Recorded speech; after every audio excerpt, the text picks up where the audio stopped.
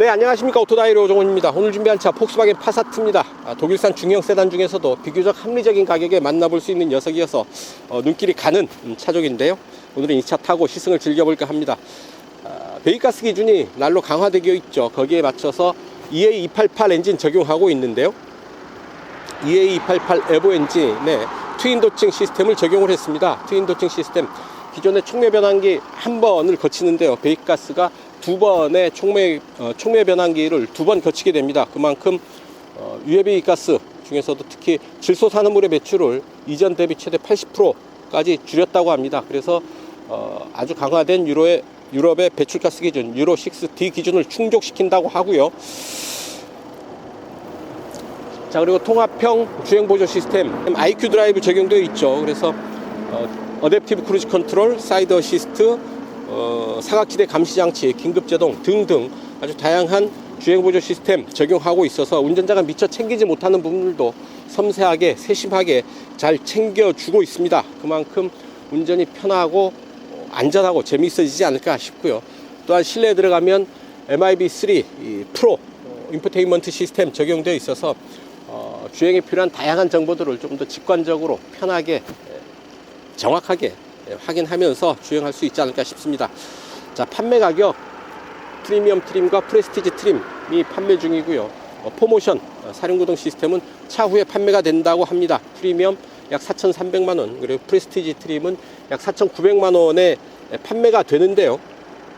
폭스바겐이 제공하는 여러가지 프로모션 잘 살펴서 선택을 하면 최저 3,800만원대에서부터 이 차를 구매할 수 있다고 합니다. 상당히 매력있는 제안이 아닐까 싶은데요. 여러분들 생각은 어떠신지 모르겠습니다. 자, 이제 시승을 시작해 볼까요? 여러분들 좋아요, 구독하기 눌러주시면 저는 시작하겠습니다. 누르셨어요? 출발합니다. 네, 인테리어 보시겠습니다.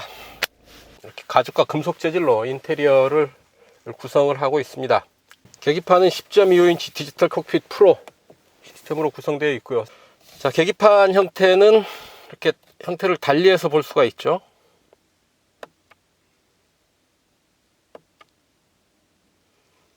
자, 가운데 내비게이션이 들어오면 이런 형태로 볼 수가 있습니다. 계기판에도 내비게이션을 이렇게 풀로 띄워서 볼 수가 있는 거고요. 확대 축소가 가능합니다.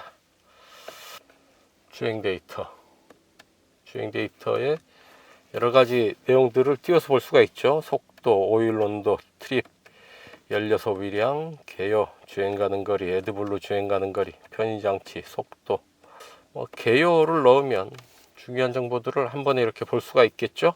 주행 보조 시스템, 자, 레인 어시스트, 어댑티브 크루즈 컨트롤, 사이드 어시스트, 리어 트래픽 경고, 프론트 어시스트, 이런 부분들이 이른바 IQ 드라이브를 구성을 하는 거죠. 계기판은 또한 형태를 또 달리할 수가 있습니다. 디지털 콕핏을 클래식으로 할 수도 있고요. 보기 1, 보기 2, 보기 3 이렇게 선택을 할 수가 있고요. 이렇게 해서 필요한 정보를 띄워서 볼 수가 있겠다라는 얘기고요. 스티어링 휠 보실까요? 자, 하나, 둘, 2.8회전 정도 하네요. 차체 사이즈에 비하면 그래도 3회전이 채 안 돌아가는 락투락 조향비다 라는 데 주목을 할 필요가 있을 듯 합니다. 스티어링 휠 아래에 왼쪽에는 시프트 다운, 오른쪽에는 시프트 업, 패들 시프트 들어와 있고요. 스티어링 휠 왼편에 트래블 어시스트 기능 조절하는 버튼들, 오른쪽에는 계기판 조절하고 음성 명령, 열선 스티어링 휠 등의 버튼이 들어와 있습니다. 스티어링 휠은 아래쪽이 살짝 일자로 깎였죠. 디커 스티어링 휠의 형태를 취하고 있고요. 자, 센터 페시아에 들어와 있는 9.2인치 MIB3 디스커버 프로 인포테인먼트 시스템 한번 보실까요? 라디오 전화, 내비게이션, 운전자 보조 시스템. 자, IQ 드라이브입니다. 자, 눌러보면 어댑티브 크루즈 컨트롤, 옆에 차선을 누르면 레인 어시스트, 그리고 어텐션 어시스트, 사이드 어시스트, 등등의 기능이 들어와 있어서 이렇게 앞차와의 차간 거리, 차로 유지, 그리고 사각지대에서 함께 달리는 차들을 모니터링하는 이런 부분들을 IQ 드라이브가 통합적으로 제어를 하면서 운전자를 보조해주는 그런 개념인 거죠. 어댑티브 크루즈 컨트롤, 프론트 어시스트, 레인 어시스트, 사이드 어시스트, 어텐션 어시스트. 자, 프로액티브 패신저 프로텍션 일시적으로 사용할 수 없다고 나오네요. 안드로이드 오토 무선으로 적용이 됩니다. 지금 제 스마트폰과 무선으로 연결되어 있었어요. 티맵을 이용을 할 수가 있고요. 여러가지 팟캐스트, 전화, 그리고 게임, 카카오 내비 이런 스마트폰에 있는 기능을 이 MIB3 인포테인먼트 시스템 이용해서 안드로이드 오토로 공유를 할 수가 있겠습니다. 무선으로 공유된다는 데 더 의미가 있죠. 차량에 보면 차량 상태 알 수가 있고요. 타이어 공기압 모니터링, 주유소부터 리셋부터 연비, 평균 주행 속도, 주행거리, 주행시간 이렇게 볼 수가 있습니다. 이따 다이나믹 라이트 어시스트 있습니다. 다이나믹 코너링 라이트 있고요. 역시 이런 부분들도 IQ 라이트로 통합 제어되죠. 좀 똑똑하고 지능적으로 대응을 하면서 운전자의 시야를 최대한 확보해주는 그런 기능들 적용되어 있습니다. 우천시 자동 전조등, 원터치 트리플 턴 시그널, 계기판 스위치 조명, 뭐 이런 부분들, 앰비언트 라이트 이용을 할 수가 있죠. 자동 혹은 수동으로 하게 되면 약 30개 정도 컬러 중에서 색상을 선택을 할 수가 있고요. 그리고 헤드업 디스플레이 들어와 있습니다. 헤드업 디스플레이 작동, 온오프가 가능하죠. 컴바이너 타입의 헤드램프인데요. 이렇게 안으로 수납이 되고요. 버튼을 눌러서 다시 전개시킬 수가 있습니다. 그리고 이 내비게이션 정보는 폭스바겐 독일 본사가 개발한 내비게이션이라고 합니다. 차와 좀 더 일체화된 그런 내비게이션이라는 데 의미가 있겠죠. 그리고 이런 손동작으로 화면 전환을 시킬 수 있는 제스처 컨트롤 가능하고요. 음성 제어, 이렇게 음성 제어 작동 명령어 적용이 가능한 거죠.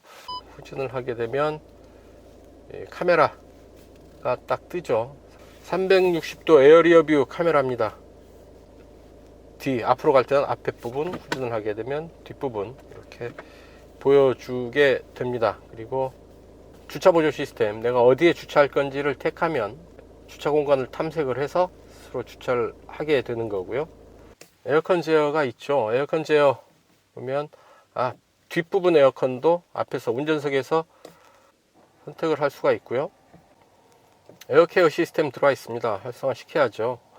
미세먼지와 꽃가루를 걸러주는 그런 기능이죠. 특히 이렇게 미세먼지가 심한 날, 봄날에 꽃가루가 날릴 때 에어케어 클리마트로닉 작동을 시키면 차 안 실내의 공기의 질을 좀 더 쾌적하게 건강하게 관리할 수가 있습니다.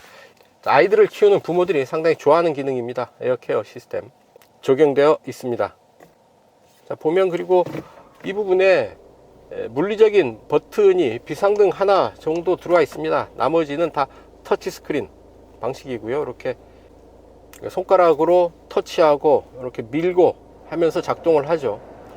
기존의 이런 버튼식 작동은 이 비상등 하나가 유일합니다.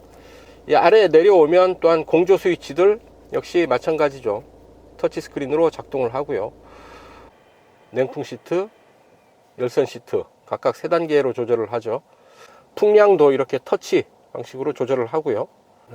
윗부분에 모니터에서 터치를 할 수도 있겠습니다. 풍량도 이렇게 손가락을 대고 이렇게 끌어올리면 풍량이 조절이 됩니다. 이렇게, 그리고 온도 역시 이렇게 끌어올리면 올라가고 끌어내리면 내려오죠.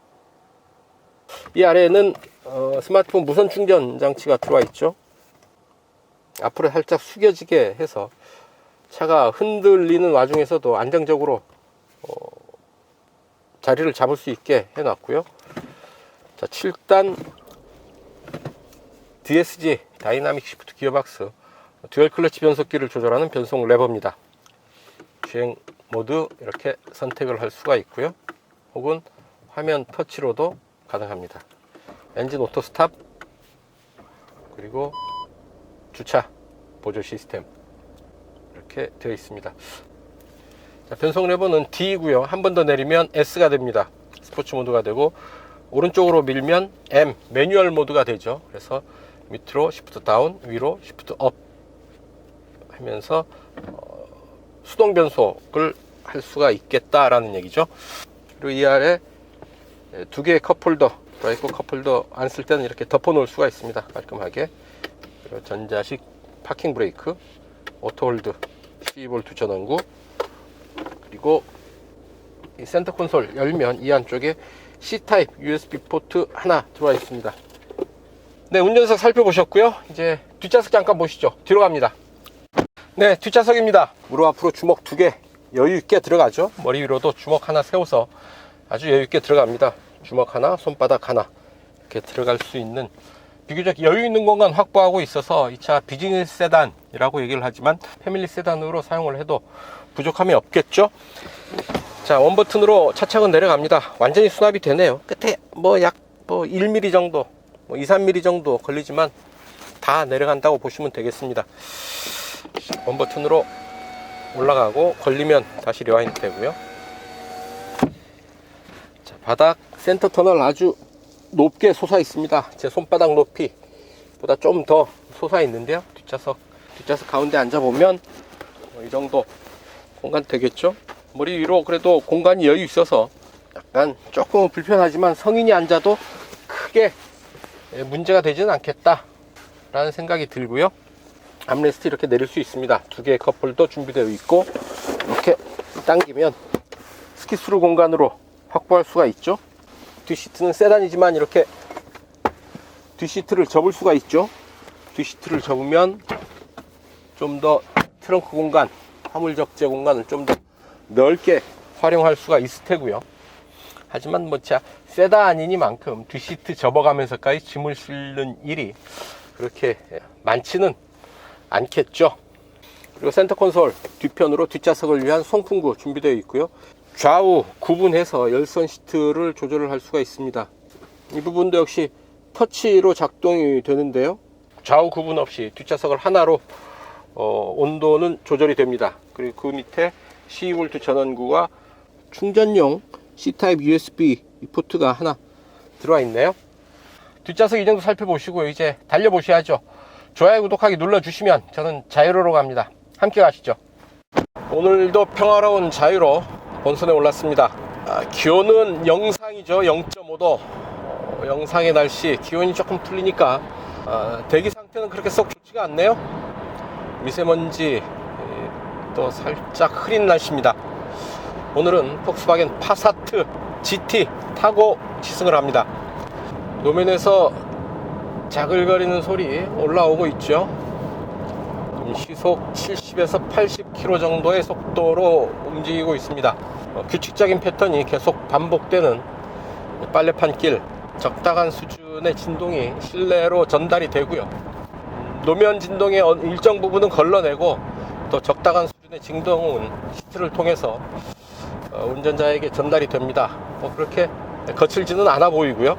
자, 시속 100에서 RPM 한번 체크를 해보죠. 7단 DSC 적용하고 있죠. 듀얼 클러치 변속기, 다이나믹 시프트 기어박스 적용을 하고 있습니다. 시속 100이고요. 1500, 6, 5, 4, 3단 4500 마크하고 있습니다. 3단 4500에서 7단 1500 구간에서 시속 100km 커버를 하고 있는 거고요. 듀얼 클러치 변속기 두 개의 클러치를 이용을 해서 변속 타이밍을 아주 빠르게 가져가는 거죠. 변속 시간을 빠르게 가져가는 만큼 연료도 아낄 수 있고 힘의 낭비도 줄일 수가 있습니다. 힘과 효율 모두에 긍정적인 작용을 하는 게 듀얼 클러치 변속기다 라는 거고요. 시속 90km 정도의 속도, 잔잔한 차체를 가르는 잔잔한 바람 소리 정도가 들리고요. 노면 소음도 그렇게 거슬리지 않을 정도로 아주 잔잔하게 낮게 들리는데요. 지금 자유로의 도로 상태가 상당히 좋은 구간에서 그렇습니다. 자, IQ 드라이브 적용하고 있죠. 통합 운전자 보조 시스템입니다. 어댑티브 크루즈 컨트롤, 레인 어시스트, 긴급 제동, 블라인드 스팟 모니터링, 이런 부분들을 통합적으로 지원하면서 주행 보조를 해주는 그런 부분인데요. 여기에 오토 하이빔 기능까지 더해져 있죠. 차가 상당히 똑똑하고 지능적으로 대응을 하면서 운전자가 미처 챙기지 못하는 부분들을 아주 세심하게 섬세하게 디테일한 부분까지 챙겨준다 라고 받아들이시면 될 테고요. 다만 중요한 것, 아직 어시스트 보조 시스템이다 라는 얘기입니다. 운전의 책임 운전자가 져야 된다, 이런 운전 보조 시스템, 통합형 주행 보조 시스템은 어디까지나 보조 시스템이다 라는 것 명심을 해야 되겠습니다. 세팅을 한번 해보고요. 주행 보조 시스템 트래블 어시스트라는 이름으로 작동을 하죠. 제한 속도인 시속 90에 맞춰 놓았고요. 자, 앞에 차가 가고 있죠. 앞에 차가 가고 있으면 차의 형태가 이렇게 드러나고요. 차간 거리는 하나, 둘, 셋, 넷, 다섯 단계로 차간 거리를 조절하네요. 하지만 대개 운전자들은 가장 멀게 혹은 가장 가깝게 택하지 않나 싶습니다. 저는 가장 가깝게를 택하겠습니다. 자, 스티어링 휠에서 잠깐 손을 띄워봅니다. 왼쪽으로 돌아나가는 길,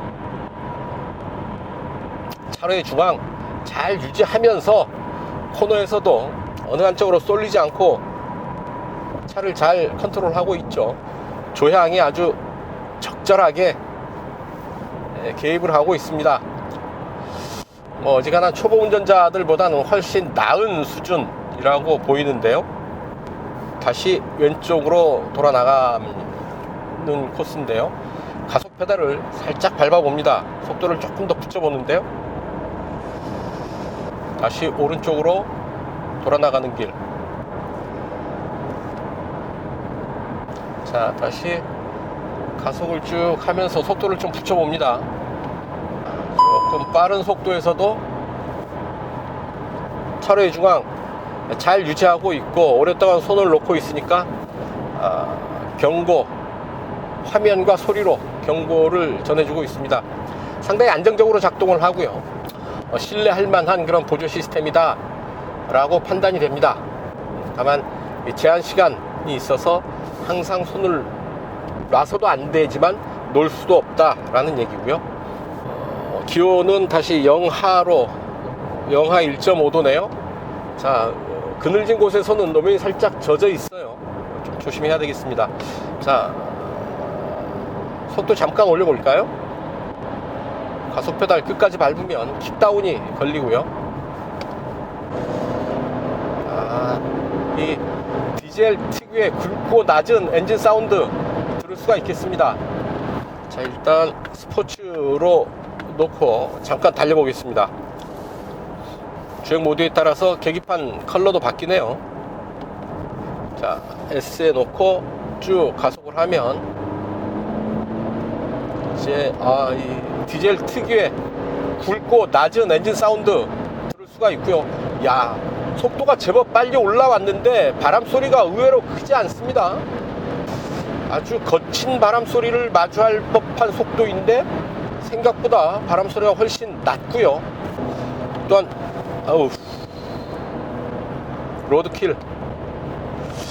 로드킬이 있어서 순간적으로 조향을 했더니 아주 잘 받아내네요. 차체가 조향에 아주 적극적으로 잘 반응을 하고 있습니다. 스티어링 휠 아래에 보면 또 패들 시프트가 있습니다. 패들 시프트를 통해서도 수동 변속을 할 수가 있다라는 얘기죠. 시프트 다운, 가속. 자, 전륜구동임에도 불구하고 상당히 안정된 고속주행 반응 보이고 있습니다. 고속주행을 하고 있는데도 차체 진동이, 거동이 전륜구동 치고는 제법 안정된 편이 아닌가 싶은 생각이 드는 거죠. 필요하다면 좀 다이나믹한 주행을 즐기기에도 부족함이 없다라는 얘기죠. EA288 에보 엔진 2.0 TDI 디젤 엔진 최고 출력 200마력의 힘을 내는데요. 200마력의 힘, 그렇게 강한 힘은 아니죠. 하지만 40.8kgm의 토크가 1750rpm에서부터 3500rpm 구간에서 발휘가 되는 거죠. 낮은 회전수에서부터 발휘되기 때문에 실주행 영역에서 중저속 구간에서부터 최대 토크를 만날 수가 있어서 좀 더 효율적으로 또는 좀 더 강하게 다이나믹하게 이 차를 다룰 수가 있게 됩니다. 자, 이 차 트윈도칭 시스템 적용되어 있죠. EA288 엔진 트윈도칭 시스템을 적용하고 있는데요. 트윈도칭 시스템 배기가스 수처리 시스템 선택적 환원 촉매 시스템을 적용을 하고 있는데 그 촉매를 2번 거치게 한 겁니다. 엔진에서 폭발된 배기가스가 2번의 촉매를 거치면서 배기가스를 많이 확실하게 걸러낸다 라는 얘기인데요. 디젤 엔진에서 가장 문제가 된다는 질소산화물, 배출되면 대기와 화학 반응을 일으켜서 스모그를 발생시키고 하는 원인이 되는 물질이죠. 질소산화물의 발생을 이전 대비 약 80% 가까이 줄였다고 하죠. 그 까다롭다는 유로6D 기준을 충족시킨다고 합니다. 자, 시속 100에서 제동 한번 해보겠습니다. 자, 하나, 둘, 셋. 안전띠를 꽉 조여주고 비상등이 스스로 작동하고 필요한 조치들을 취해주고 있습니다. 좀 더 적극적으로 탑승객을 보호해주는 그런 안전장치들 적용되어 있다라는 얘기고요. 안전띠가 몸을 조여주는 반응을 보면서 운전자는 이 차에 대한 신뢰를 좀 더 쌓아가게 되는 거죠. 아, 이놈이 나를 진짜 제대로 잘 보호해 주는구나 라는 걸 제대로 느끼게 되는 겁니다. 아주 강하게 체중을 실어서 강하게 제동을 했는데 여유 있게 멈춰서는 그런 느낌입니다. 강한 제동이 그렇게 크게 부담스럽지 않습니다. 18인치 타이어, 전륜구동, 코너에서 어떤 특성을 보일지 속도를 쭉 끌어올리고 코너링 시도해 봅니다. 쭉 가속 쭉 끌어올리고요. 쭉쭉쭉쭉쭉쭉 제동 턴. 자, 좀 빠른 속도에서 턴을 시도했습니다. 약간의 언더스티어를 좀 대비해야 되지 않았나 싶었는데 언더스티어 없습니다. 그냥 뉴트럴하게 아주 정확한 궤적을 그리면서 코너를 돌아 나왔습니다. 세단이어서 차체가 낮죠. 빠르게 코너를 시도를 해도 잘 받아내고 있고요. 다만 그럼에도 불구하고 이 차의 구조적 특성이 전륜구동 차라는 것 감안을 하시고 이 차를 다뤄야 된다라는 얘기입니다. 아주 여유 있는 공간, 아주 독일 병정처럼 각이 딱 잡힌 인테리어 디자인, 그리고 개성이 있는 익스테리어 디자인 등등 잘 갖추고 있고요. 주행의 품질도 독일산 중형 세단의 기대에 어긋나지 않게 아주 높은 수준의 주행 품질 보이고 있지 않나 싶습니다. 그래서 이 차 판매 가격 얼마냐? 포모션까지 3개 트림이 있는데요. 포모션은 아직 국내 시판이 되지 않았고요. 프리미엄 4,412만 6천원, 프레스테이지 4,901만 7천원이 됩니다. 뒤에 첨단위까지 꼬리표가 붙는 건 특소세, 특별소비세 3.5%를 적용했기 때문에 그렇죠. 판매 가격은 이런데요. 폭스바겐이 제공하는 여러가지 프로모션 활용을 하면 약 3,800만원대에서부터 이 차를 구매할 수 있다고 합니다. 이 정도의 독일산 중형 세단을 4천만원 미만의 가격으로 살 수 있다라는 거, 소비자의 귀를 솔깃하게 하는 매력 있는 제안이 아닐까 싶은데요. 시청자 여러분들의 생각은 어떤지 모르겠습니다.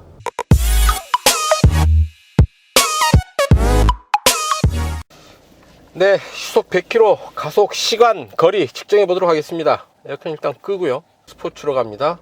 변속 레버 S고요. 공차 중량 1594kg죠. 그러면 마력당 무게비 약 7.9kg 계산이 되는데요. 9초 전후에 시속 100km 주파할 수 있지 않을까 생각이 됩니다. 하나, 둘, 셋.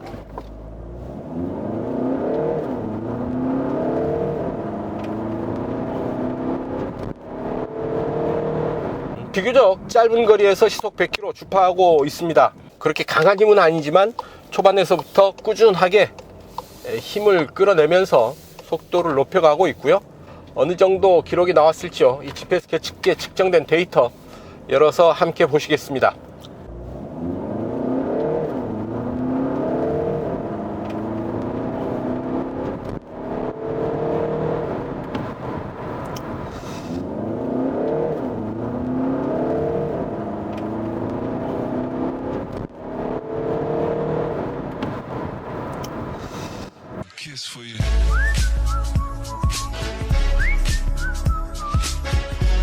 네, 연비 테스트 하겠습니다.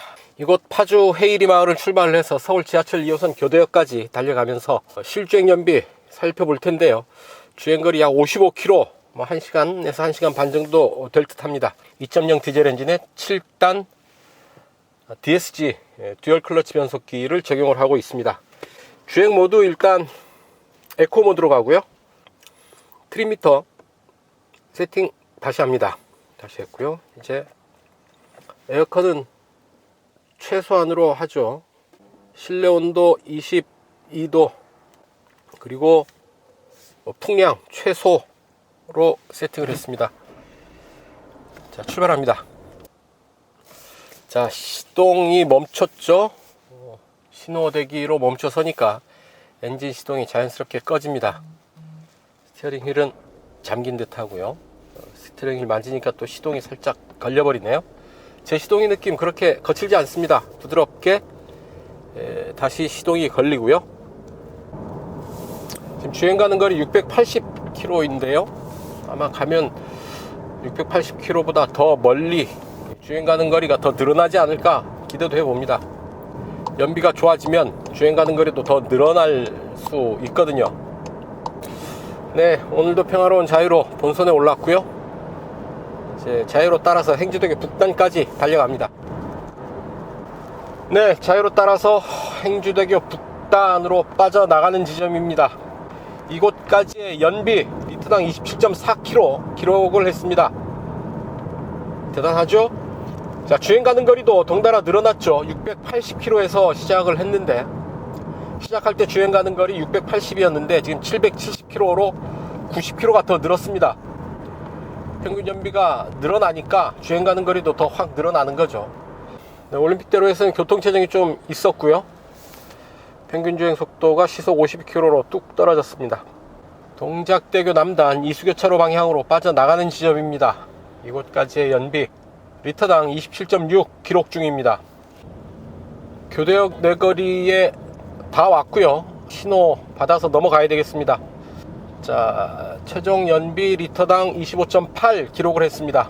파주 헤이리 마을을 출발해서 이곳 지하철 2호선 교대역까지 1시간 19분 걸렸고요. 평균 속도 시속 42km의 속도로 55km를 달려온 최종 연비 리터당 25.8 기록을 했습니다.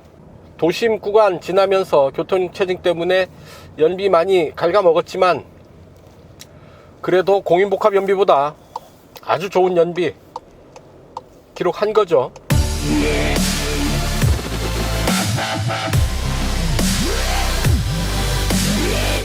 단도직입입니다. 음성명령 시스템은 완성도를 조금 더 높일 필요가 있어 보입니다.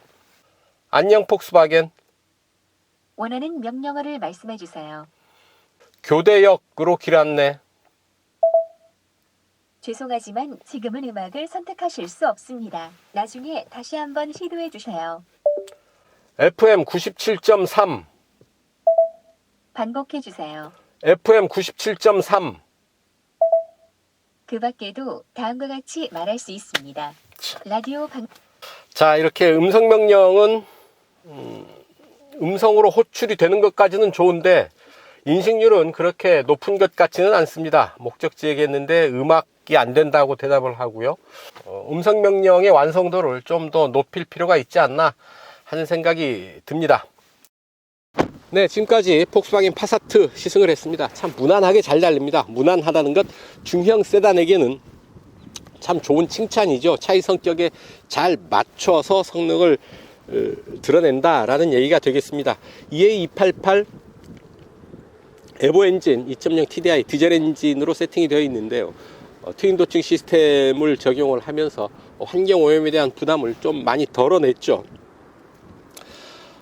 200마력의 힘이 그렇게 강한 힘은 아니지만 중저속에서 알차게 이 차를 움직이고 있고요. 또한 필요하다면 고속 주행까지 거침없이 잘 커버해 주고 있습니다. 전륜구동 시스템이지만 차후에 이제 포모션 사륜구동 시스템도 국내 등장을 예고하고 있고요. 실내에 들어서면 MIB3 인포테인먼트 시스템이 이런 그 감각적인 터치 기능을 통해서 좀 더 아기자기하게 재미있는 정보들 보여주고 있습니다. 독일 본사에서 개발했다는 내비게이션 대체로 정확하게 잘 작동을 하고 있고요. IQ 드라이브 눈길이 가지 않을 수가 없죠. 통합형 주행 보조 시스템이 운전자의 빈틈을 아주 잘 디테일한 부분까지 잘 커버해 주고 있어서 뭐 어찌 보면 운전자가 잠깐 한눈을 팔아도 될 만큼의 그 높은 완성도를 보여주고 있습니다. 하지만 주행 중에 이를 믿고 한눈을 파는 일은 있어서는 안 됩니다. 운전자에 집중을 해야 된다라는 말씀 다시 한번 강조해 드리고요. 무엇보다도 눈길이 가는 것 가격입니다. 이 차의 가격 4,300만 원서부터 시작을 하죠. 그리고 트림별로 4,300만 원, 4,900만 원, 그리고 포모션은 5,100만 원대의 가격이 정해져 있는데요. 폭스바겐이 제공하는 여러 가지 프로모션 잘 이용을 하면 최저 3,800만 원서부터 구매할 수 있다고 합니다. 놀라운 가격 아니겠습니까? 독일산 중형 세단을 3,800만 원서부터의 가격에 만나볼 수 있다라는 것. 굳이 프로모션을 선택하지 않아도 4,300만 원, 4,900만 원의 가격이 결코 비싸 보이지는 않죠. 다른 독일산 중형 세단들과 비교해 볼 때 상당히 합리적인 가격에 만나볼 수 있는 파사트가 아닌가 하는 생각을 해봅니다. 네, 오늘 시승은 여기까지입니다. 지금까지 저는 오토다이어리 오종훈이었습니다. 여러분들 좋아요, 구독하기 눌러주시면 저는 이만 물러가겠습니다. 시청해 주셔서 감사합니다.